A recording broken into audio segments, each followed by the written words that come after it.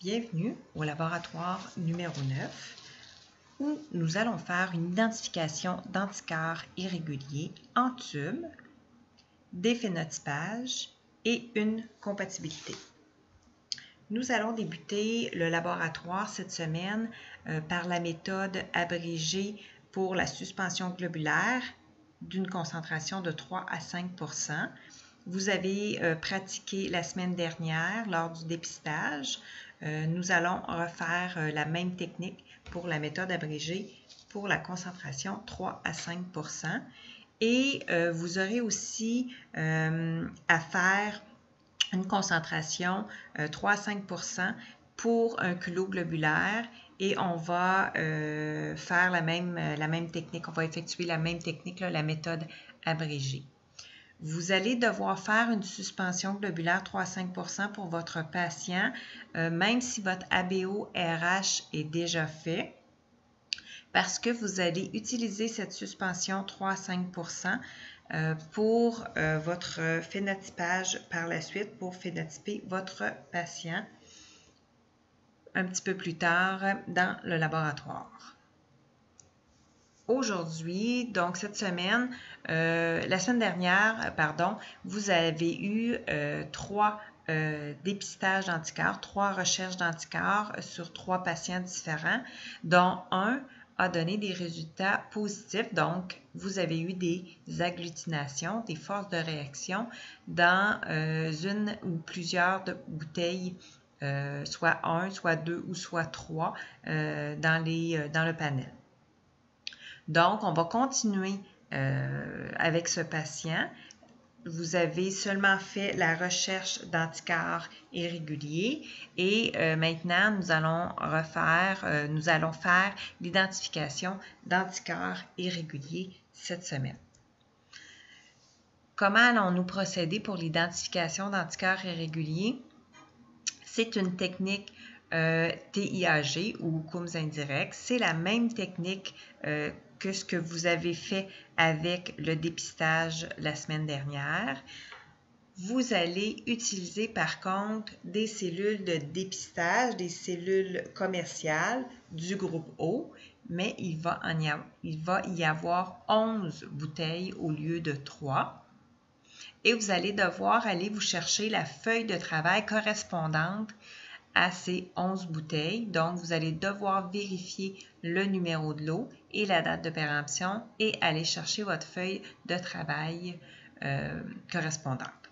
Vous allez identifier 11 tubes et la façon d'identifier les 11 tubes d'identification, il faut mettre un I à l'avant, le numéro de patient bien sûr, le I et 1 normal, non en chiffre romain.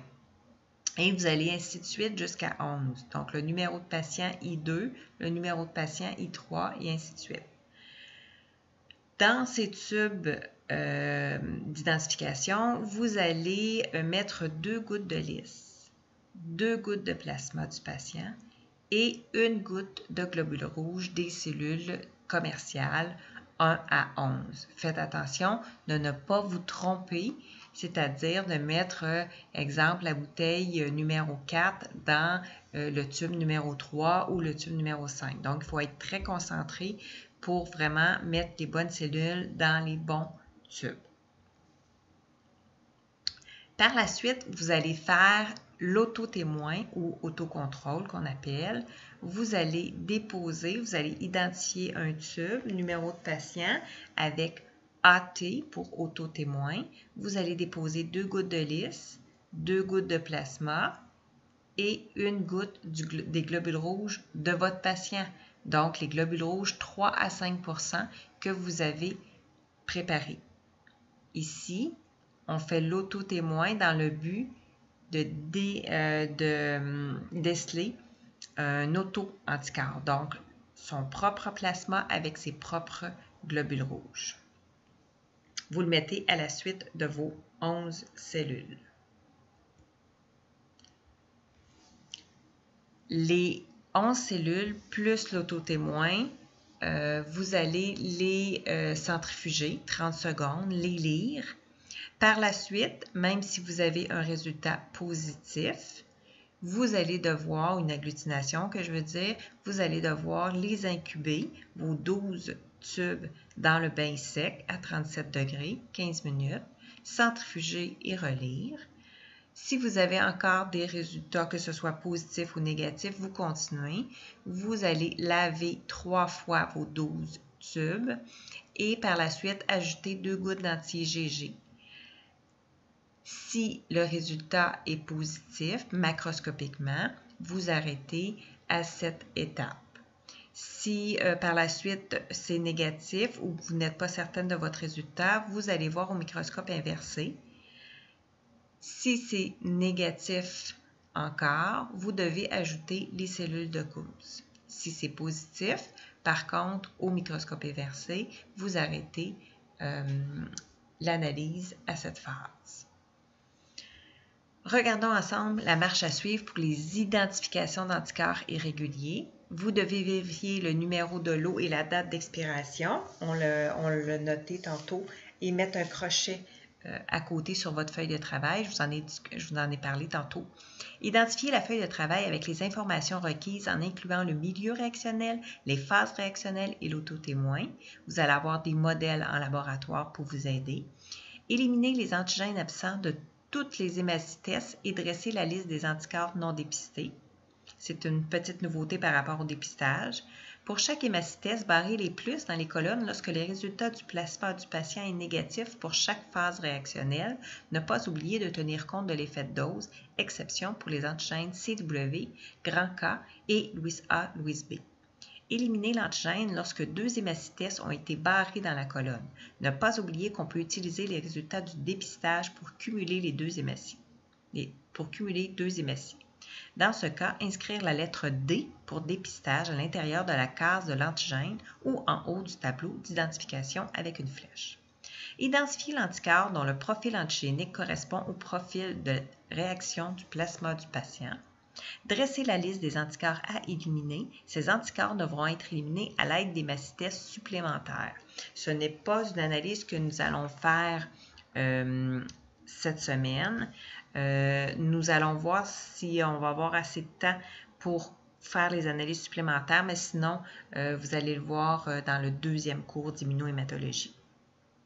Cette liste-là, elle est importante parce qu'il faut vraiment essayer de l'éliminer le plus possible pour avoir vraiment le bon anticorps irrégulier, pour être sûr qu'on a vraiment recherché, qu'on a vraiment trouvé l'anticorps irrégulier qui était présent dans le plasma du patient.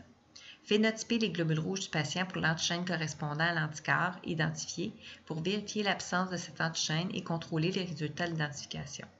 Inscrire l'identité de l'anticorps présent dans le plasma du patient en prenant soin d'initialer et dater la feuille de travail. Donc, voyons voir sur la feuille de travail ce que je viens de vous dire.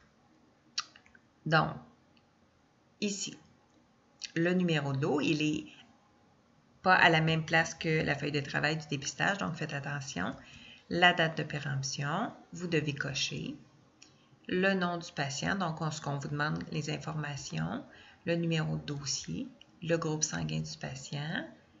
Ici, vous devez inscrire que nous travaillons en lisse avec les phases que nous utiliserons. Donc, différents CI, 15 minutes à 37, le TIAG macro-micro et le CC, que vous devez identifier votre feuille de travail. N'oubliez pas l'autotémoin qu'on a ajouté. Lorsque vous allez avoir terminé de vos résultats, ici, à droite, vous devez éliminer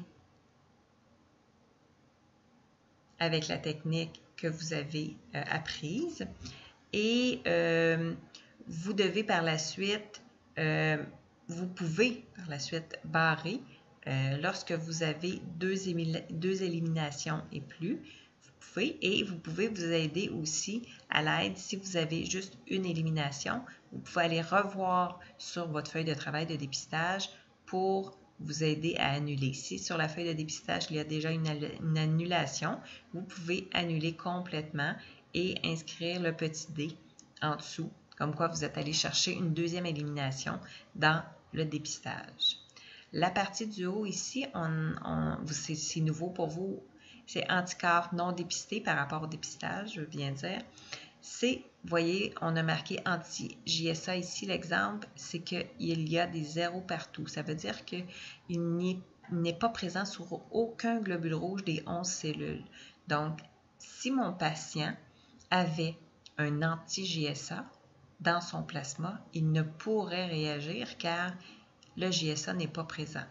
C'est pour se protéger, on indique anticorps non dépisté, anti-JSA, comme quoi on ne peut pas dire que le patient n'a pas un anti-JSA, on ne peut pas le tester.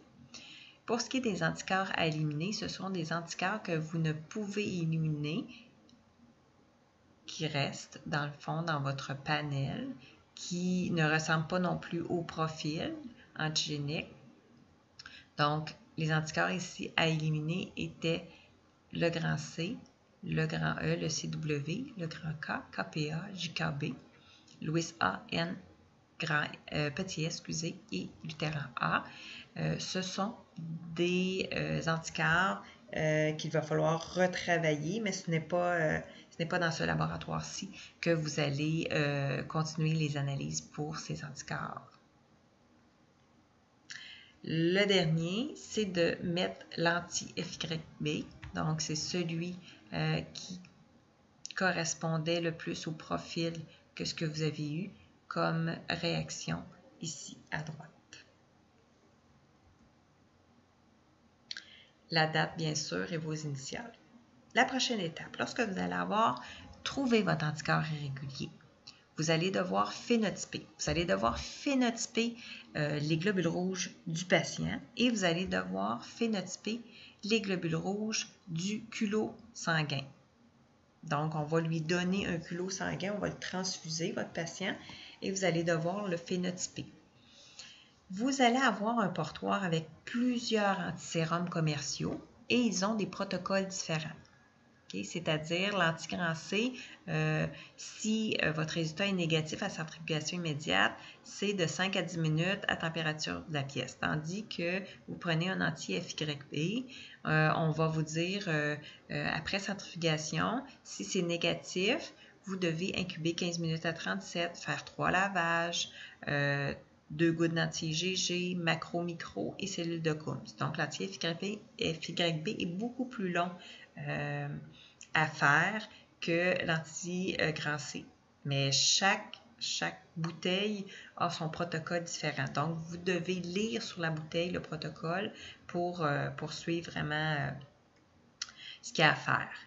Donc, dans le cas précédent, vous avez vu que j'avais un anti-FYB. Dans ce cas-là, je ferais 2 tubes. J'identifierais le numéro de patient avec anti-FYB et mon numéro de donneur avec anti-FYB sur le tube. Chacun, je leur mets une goutte d'anti-FYB. Dans le tube du patient, je mets les globules rouges du patient 3 à 5 % et dans le tube du donneur, les globules rouges du donneur 3 à 5 %. Et je fais, dans le fond, le protocole qui est identifié sur la bouteille.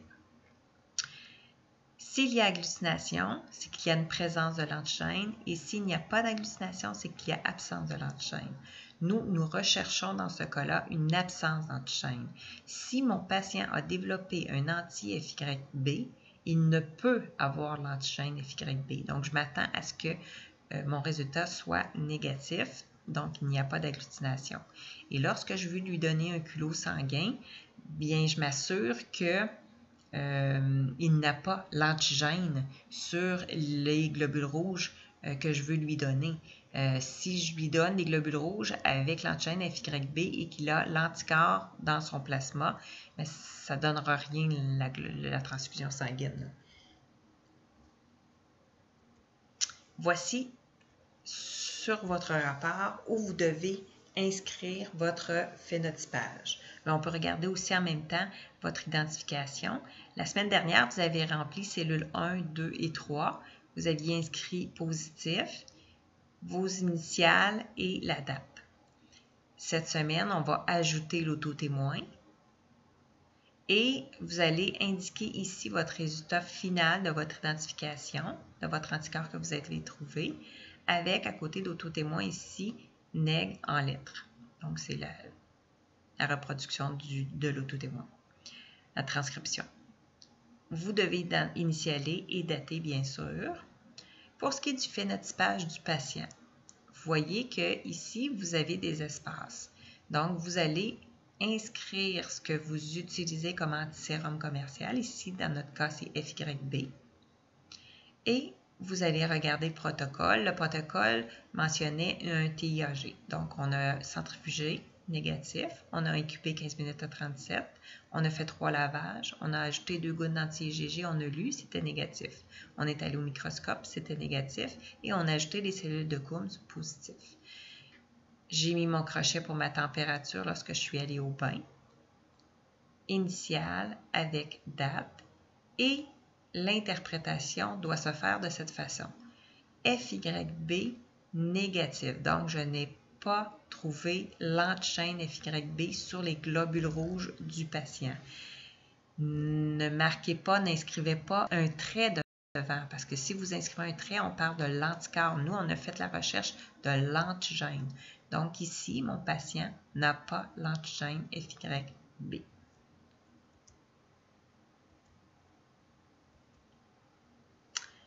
Par la suite, vous allez faire une compatibilité avec les globules rouges du donneur et le plasma du receveur. Ici, je vous montre un petit graphique qui aide au niveau des décisionnels. Si vous avez un groupage ABO-RH sans discordance et que votre recherche d'anticorps irrégulier et négatif, vous avez un choix de 100 isogroupes ABO-RH à faire pour ce patient-là. On priorise toujours les choix, les 100 isogroupes, mais vous pourriez utiliser un 100 d'un autre groupe là, correspondant au protocole. Et vous pouvez faire l'épreuve de compatibilité abrégée. C'est une phase de centrifugation immédiate. Donc, on met une goutte de globule rouge du donneur avec 2 gouttes de plasma du receveur. On centrifuge et on fait une lecture. Par contre, si vous avez une recherche d'anticorps irréguliers positive, c'est ce que nous avons cette semaine, vous devez faire l'identification d'anticorps irréguliers, c'est ce que vous avez fait. Vous devez choisir du 100 isogroupe ou vous pourriez aussi suivre un protocole s'il n'y a pas de 100 isogroupes, excusez. Vous devez phénotyper le culot sanguin, je vous en ai parlé dans la diapositive précédente. Et vous devez sélectionner le culot sanguin qui ne possède pas l'antigène correspondant à l'anticorps présent dans le sérum du patient. Par la suite, vous devez faire l'épreuve de compatibilité sur les sacs sélectionnés et l'épreuve de compatibilité, mais dans ce cas-ci, va être complète. C'est-à-dire qu'on doit faire toutes les étapes. Centrifugation immédiate, 15 minutes à 37, lavage, 2 gouttes d'anti-IgG macro-micro et les cellules de Coombs. La compatibilité rapide, je viens de vous la nommer. On met le culot sanguin lavé 3 à 5 % avec le plasma du patient. Tandis que les compatibilités complètes, on met encore les globules rouges du donneur, 3 à 5 %. On ajoute 2 gouttes de lisse avec le plasma du patient, mais par la suite, on fait la technique de TIAG comme je viens de vous mentionner tout au long. Voici dans votre rapport où noter la compatibilité. Elle est en bas de votre rapport. Vous avez le groupe du receveur à inscrire, le groupe du donneur, le numéro du donneur. Ici, on a fait la technique complète parce que mon patient a des anticorps irréguliers. Donc, CI, 15 minutes à 37, anti-IgG et CC. Et j'ai mis mon crochet lorsque je suis allée au bain-marie. Tantôt, je vous ai expliqué le phénotypage du patient. C'est la même chose pour le phénotypage du culot globulaire. On a phénotypé le culot, donc on a pris l'anti-FYB, on le fait en même temps que le patient. Et on a fait la technique TIAG parce que c'était ça qui était inscrit sur la bouteille. C'était le protocole à suivre. j'ai coché parce que je suis allée au bain-marie et j'ai noté mon phénotype culoglobulaire. Donc, mon culot n'a pas l'antigène FYB, donc FYB négatif. Et en tout, mon interprétation de ma compatibilité, j'inscris compatible. Si ce n'est pas le cas, je pourrais écrire incompatible, mais ici c'est le cas, donc compatible. Et qu'on se revoit au laboratoire. Merci.